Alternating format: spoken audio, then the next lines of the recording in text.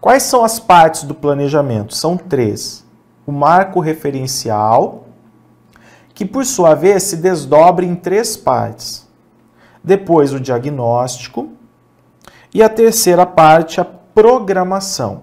E depois a gente vai falar do significado das questões fundamentais, tá bom?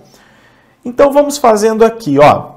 Vamos começar com o marco referencial.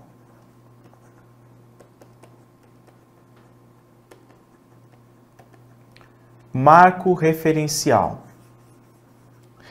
Eu vou começar bem simples, gente. Se eu perguntasse para você assim, qual é a sociedade, em qual sociedade você gostaria de morar?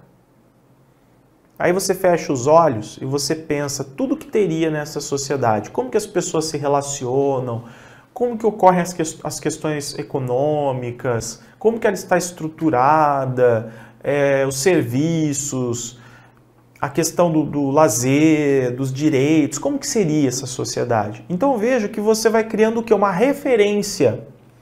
Você vai criando uma imagem de algo que você gostaria que existisse concretamente. Você idealiza alguma coisa. Isso tudo faz parte do marco referencial. Isso tudo faz parte do marco referencial. O que nós queremos alcançar? Seria a pergunta fundamental aqui. O que queremos alcançar? Ok? Vinícius, se cada um quiser alguma coisa, vai dar uma bugada no negócio, não vai? Imagina, um quer uma coisa, outro quer... De fato, isso acontece. Celso dos Santos Vasconcelos vai dizer o quê? Que os conflitos, eles precisam, inclusive, acontecer. Eles são bem-vindos. Por que existem conflitos? Primeiro porque nós estamos falando do planejamento enquanto prática democrática, em que várias pessoas participam, muitas vezes de segmentos diferentes, que possuem, obviamente, visões de mundo, que possuem idealizações diferentes, né?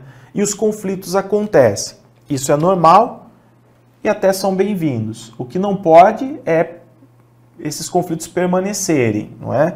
Então os conflitos acontecem e nós precisamos passar por um processo de negociação dos conflitos. Quando ocorre o processo de negociação dos conflitos, nós temos que buscar aqui com clareza o que é o bem comum. Ou seja, tudo bem que cada um idealiza de uma forma, mas qual seria o bem comum, aquilo que é bom para todos? E muitas vezes esse processo de negociação ele precisa de liderança. Aliás, muitas vezes não, sempre. É fundamental que exista liderança. Uma liderança democrática, não é? Óbvio. E da negociação a gente vem para a solução. Ok? Para a solução. Então, buscar a solução, encontrar a solução para o problema, não é um processo absolutamente harmônico. Não é. Existem muitos desarranjos, contradições, conflitos. No entanto, o processo de negociação é que vai fazer com que as pessoas olhem para um bem comum e a gente possa estabelecer, então, o que nós queremos alcançar de fato, tá? Com base no bem comum. Acho que eu vim para mim aqui, mas não vim para mim, então estou voltando para a tela. Pronto. Bem, e aí vem 3 partes. A primeira parte é o marco situacional. Situacional, ok? Hoje eu escolhi a cor roxa, então vamos de roxinho. Pretinho básico e roxinho. Marco situacional. Então, qual que é a situação na qual nós nos encontramos? Aí, coletivamente, os professores vão... Onde nós estamos? Qual é a sociedade? Como que as coisas estão acontecendo? O contexto local, regional, global, local, né? Por causa das trocas que acontecem entre o local e o regional. Então, o marco situacional, por exemplo... então vamos lá, para questões mais básicas, né? Já não é novidade que nós vivemos numa sociedade de classes. Então é aqui que nós vivemos. E dentro dessa sociedade de classes existe desigualdade. E sem querer ficar simplesmente criando discursos clichê, a gente vai ter que ter sempre, não apenas saber da realidade. O professor, parênteses, do professor falando, do professor de sala de aula, né? Enquanto esteve na sala de aula. A gente constrói uma visão quando, por exemplo, você que de repente não foi ainda para a escola, tá, né, se formou e tal, mas acho que todos já foram, todos já fizeram pelo menos estágio, ou já são todos professores, vão passar em outro lugar fazendo concurso, mas de repente nunca esteve numa sala de aula. Existe o professor que sabe da realidade, existe o professor que sente a realidade. E quando a gente sente a realidade, aí realmente é muito mais forte, né? Então, na sociedade, assim, a gente sabe muitas vezes na discussão que existe a sociedade de classes. Eu sei que existe pobreza na África, mas qual seria a minha reação e meu sentimento se eu estivesse ali, naquele chão seco, árido, sem recursos, né? Como que seria essa experiência? Então, muitas vezes, quando a gente fala do marco situacional, apenas descrever sem tentar realmente compreender a realidade não basta, não é? Então nós vivemos numa sociedade de classes em que existe desigualdade, as classes lutam, eu posso colocar quais são as classes que lutam, mas também é uma sociedade de globalização, é também uma sociedade de tecnologias, ok? De tecnologias, etc. Então a gente descreve e também busca sentir e busca ter uma visão correta, adequada da situação, do contexto. Vejam aqui, o marco referencial é o ideal. Marco situacional. Como é a realidade global, local, regional? Como que é a minha cidade? Como que está o meu bairro? O meu bairro, como que ele está? Ok? A rua da escola. Aí a gente vai para o marco doutrinal. O marco doutrinal, por sua vez,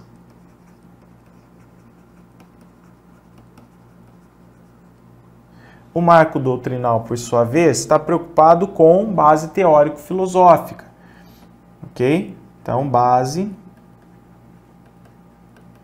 teórico-filosófica.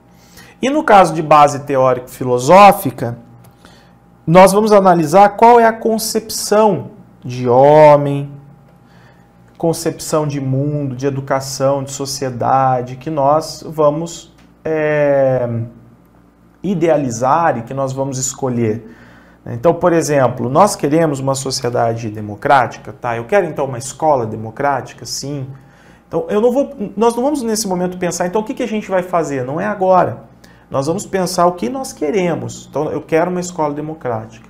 Tá? Então, a gente percebeu que nos últimos anos faltou participação das pessoas, por isso, por aquilo, e nós queremos mudar isso, a gente quer uma escola democrática, a gente quer, enfim. Então, isso entra no marco doutrinal, por quê? Porque nós vamos escolher as bases teórico-filosóficas que atendam às concepções, que atendam, por exemplo, esses valores que nós queremos para a sociedade, para a formação do sujeito, para a nossa profissão, etc. Aí, marco doutrinal letra B, como pretendemos alcançar nesse contexto em termos teórico-filosóficos e de concepção, ok? Porque o operacional, a gente vai iniciar a idealização do operacional aqui, mas ele vai acontecer aqui, tá bom? Aí as perguntas, gente, são várias, tá? São várias as perguntas, várias. No livro, por exemplo, do Planejamento Dialógico do Paulo Roberto Padilha, ele trabalha muitas perguntas. O momento de planejar é um momento de fazer muitas perguntas antes de começar a responder. A gente faz perguntas, depois a gente faz um diagnóstico, depois a gente vai responder essas perguntas, enfim. Então, fazer perguntas é fundamental no processo de planejamento.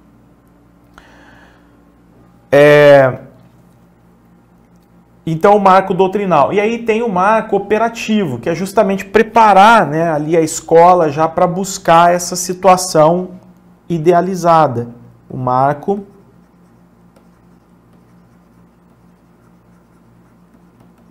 operativo. Marco operativo, preparar a escola para buscar a situação idealizada, tá?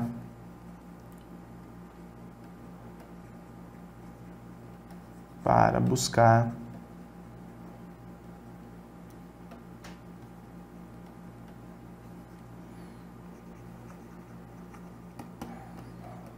a situação idealizada. Isso. Então, tá aí o marco operativo, né? E aí nós vamos optar, por exemplo, fazer opções, né? Então, por exemplo, então a gente opta por uma educação libertadora, por exemplo. Histórico-crítica, crítica social dos conteúdos. Então, a gente opta, por exemplo, aqui por uma educação libertadora. Por quê? Porque ao optar pela educação libertadora, aí sim eu estou diante da possibilidade de educar o sujeito para ser o quê? Emancipado, para que ele seja sujeito do seu próprio desenvolvimento, etc. Então a gente prepara a escola para buscar essa situação idealizada. A gente começa a assumir aqui, né? A assumir essas concepções. Então eu quero, por exemplo, ter uma escola aberta, democrática, porque nós idealizamos isso. Eu quero, por exemplo, trabalhar com métodos ativos. Então a gente idealiza como que eu quero que essa escola funcione. Marco operativo, eu quero que ela seja libertadora, aberta, que a gestão seja democrática, que os métodos ativos existam também, sejam muito bem implantados pelos professores. Eu quero que essa escola tenha formação continuada, né? Então, no marco operativo aqui, uma das perguntas pode ser como deve ser a nossa ação para buscar o que pretendemos. Então, o que eu vou assumir? Não é ainda a prática, a execução, é a idealização. Tá? Agora sim, no marco operativo, o que nós vamos fazer? Nós vamos atuar como? Eu vou construir relações horizontais com os alunos, o que está dentro da educação libertadora. Então, tudo isso, tá bom? Bem, e aí vem para outra fase, que é o diagnóstico, que é a outra parte. Então, aqui nós temos já tudo muito bem idealizado, nós já sabemos onde nós queremos chegar. Então, vem o diagnóstico. O diagnóstico, gente, é onde nós estamos. Então, eu já sei onde eu quero chegar. Aqui beleza, nós levantamos toda essa base teórica, todos esses referenciais. Vamos ver onde nós estamos agora? Os referenciais é o ideal. O quanto distante nós estamos desses referenciais. Então, o diagnóstico, onde estamos, né? A gente pode colocar aqui como pergunta, a que distância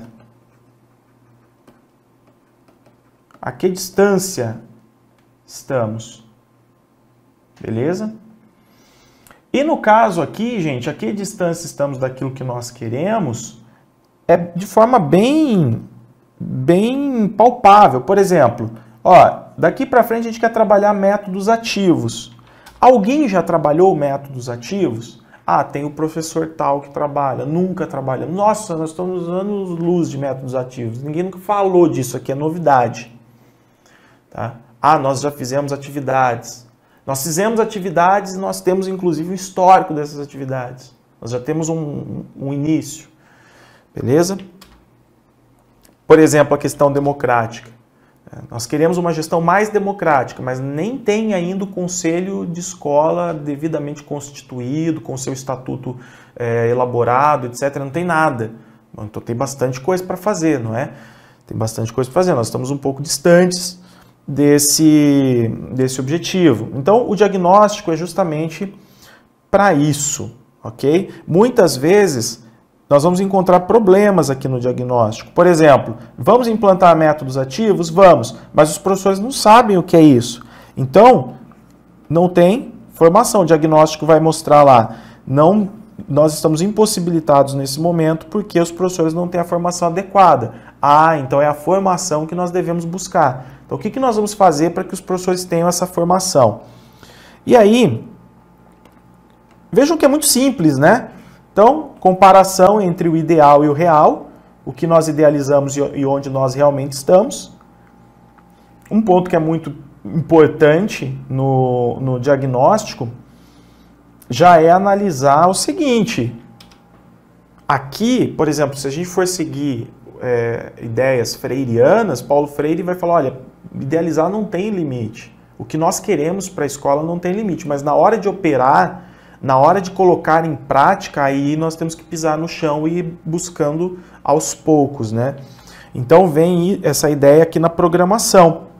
Então a programação inclui objetivos, políticas. Então quais são os degraus que nós vamos estabelecer para sair daqui onde nós estamos, que é o real, e chegar onde nós queremos, que é o ideal. Tá? O que nós vamos fazer? Programação. É a proposta de ação. E tudo é coletivo. Os encontros, o diagnóstico da realidade, na verdade, as trocas de ideias, a busca pela definição dos marcos, as tomadas de decisão, a realização das atividades, a avaliação do que está sendo realizado, tudo coletivo. O que faremos na duração do plano? Aqui vem várias perguntas. Tá? Aqui eu coloquei um exemplo delas. Então, é basicamente programação. O que nós faremos para diminuir essa distância? Programação.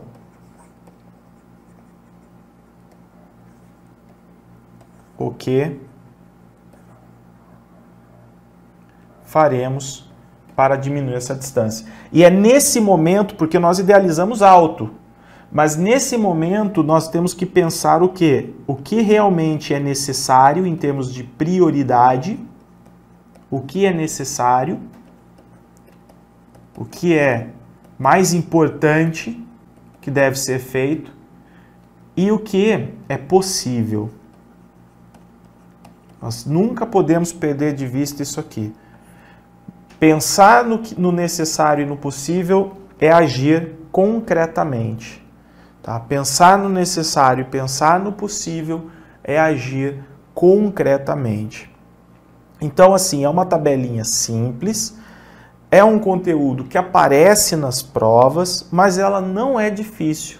Tá? De repente, para quem nunca viu, pode falar, ai meu Deus, quanta coisa. Não, é muito simples. Agora, se nós viermos para a questão, então vejam ali, essa questão 4. Em planejamento como prática educativa, a respeito da elaboração de um plano, projeto político-pedagógico, afirma que numa escola, por exemplo, elaborar um marco significa propor um tipo de educação, traçar linhas gerais de organização da escola, tá? Em termos de governo, em termos de participação, beleza? E depois, definir enfoques ou prioridades que serão sublinhados no período do plano. Ó, definir prioridades. Tudo em coerência com o marco tal. Se a gente olhar aqui em prioridades, por exemplo, nós não estamos executando, a gente está idealizando, né? Escolhendo, propondo qual é o tipo de educação, onde nós queremos chegar, que tipo de organização nós queremos ter. Nós estamos ainda num marco referencial, não é? Nós estamos ainda num marco referencial. E dentro do marco referencial, nós estamos falando do operativo. E aqui, tudo em coerência com o marco e para realizar os ideais nele traçados, tá? E para realizar os ideais nele traçados, que seria o doutrinal. O marco operativo, que dialoga com o marco doutrinal. Tá? Um dialoga com o outro. Então, por exemplo, no doutrinal, o que nós pretendemos alcançar em termos de base teórico-filosófica, quais são os valores, etc. E no marco operativo, como deve ser a nossa ação. E, de fato, essa ação ela vai ser programada para acontecer de forma mais específica e concreta aqui na programação. Então aqui um ponto importante, né? Vejam que não pode haver a incoerência de nós idealizarmos uma situação, buscarmos valores, ali, por exemplo, no marco doutrinal, buscar uma base teórico-filosófica, mas no marco operativo aquilo não bater, né? Então, por exemplo, eu quero, no marco doutrinal, a gente vai, por exemplo, partir de uma concepção crítica de educação, só que lá no marco operativo eu não quero, por exemplo, gestão democrática, né? Então nós queremos um outro tipo de gestão. Então esses conflitos, essas incoerências não podem acontecer em termos de valores, muitas vezes em termos ideológicos. Deixa eu voltar para vocês.